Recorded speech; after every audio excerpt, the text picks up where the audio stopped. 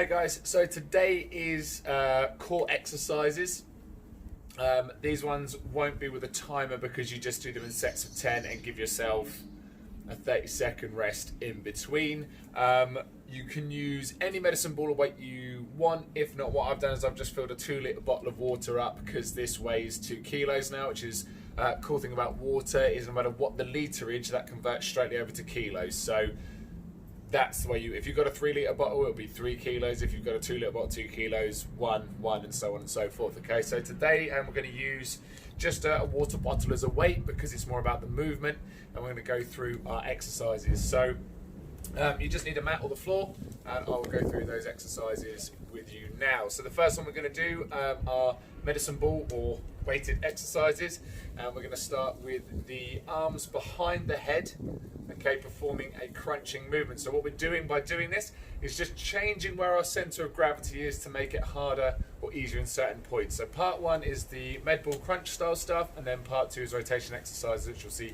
as we go through. So first exercise you're going to do is with the weight behind the head, feet up in position. We're going to keep our eyes pointing directly up into the sky or onto the ceiling, and we're just going to raise up.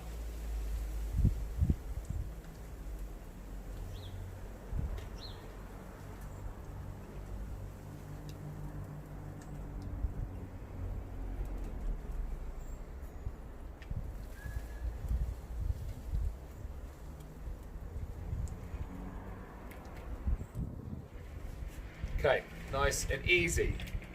What we're going to do now is we're going to move to bring the bottle to directly above us, which will give us a focal point, and we're going to change the center of gravity to that. So you'll be doing 3 sets of this exercise and then moving on to the one I'm going to show you next. Exercise 2. With the weight directly above the eye line, we're going to do the same thing again, but we're just going to crunch, moving directly up towards the ceiling. Keeping the chest nice and flat and our eyes facing upwards because we don't want to be bending the neck.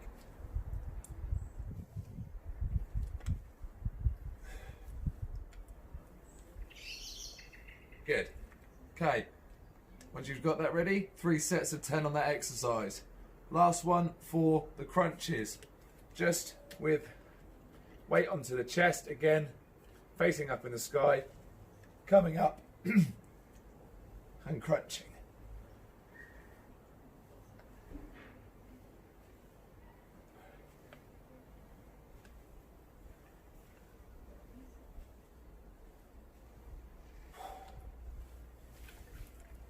So those are the first part of the core exercises, those 3 movements. Make sure that you're always looking upwards, we're not bending on the back of the head. If you find behind the head that stretching the arms out hurts your elbows, just draw them to a bend, but make sure that the weight stays above your head at all times because that's where we're trying to keep the center of gravity. Okay, next part of the exercise is the rotation part. So first one we're going to do is a Russian twist. Now you would have seen from the other videos that what we like to do is hold the weight center to the chest and keep the arms locked in nice and tight. If you can, do it with the legs up and rotate. If you can't manage that, what we do is we lightly rest our heels onto the floor and lean back till we get some tension down the core. Again, 10 rotations is all it takes. Arms nice and tight, twisting, follow the weight with the head. When the head goes, the body follows.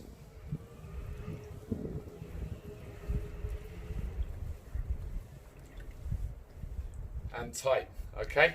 Nice and easy. Next exercise, put our weight to one side. Heel taps.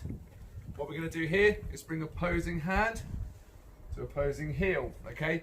The height of the movement isn't important. What is important is that we contract properly through the core, okay? So for the offside that you can't see, we roll up, tap the heel, and come back. We're coming across, not over. For the other side, we can roll onto the arm, tap the heel, and come back. If you don't have the mobility, getting to where you can is enough, okay? We're just working on making sure the core is doing its job. We're not just trying to come up through the middle, okay? So we're going to do 5 on each side to start with. I'll give you some progressions towards the end.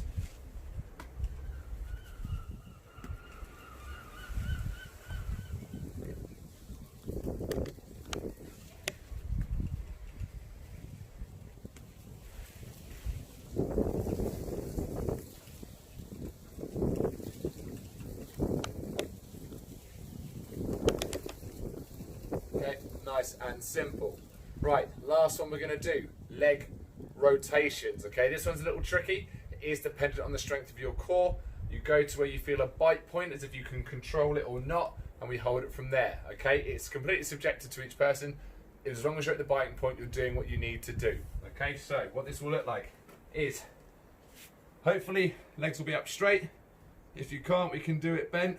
So the bent way of doing things is hands down. Rotate till we feel that we can't control it in the core anymore. Using the core, we rotate round to the other side. We pull back in. The point of these rotational exercises is to use your core as a whole, as it should be, rather than isolating down certain parts as you may have been shown before. Okay, so we'll do the straight leg version now. We come up, we rotate so we feel control. So here is where I'm about ready to drop, and we pull. So we're going to do 10 of these, 5 each side.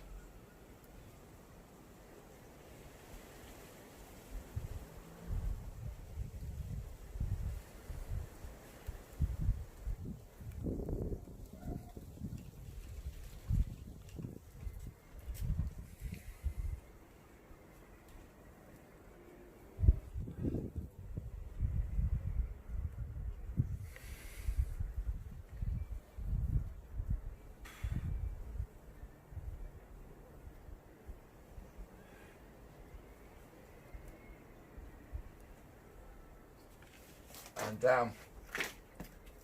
Okay, so variations you can use for these. Some ways you can do it. 3 rounds of 10, move on to each exercise. You could do 3 complete rounds. This is slightly harder because you're switching the stimulus up each time. That's fine. Or you can choose to do more reps. You can make the weight slightly heavier, or you can just add more rounds in. Either way is fine. They all work. Let me know how you get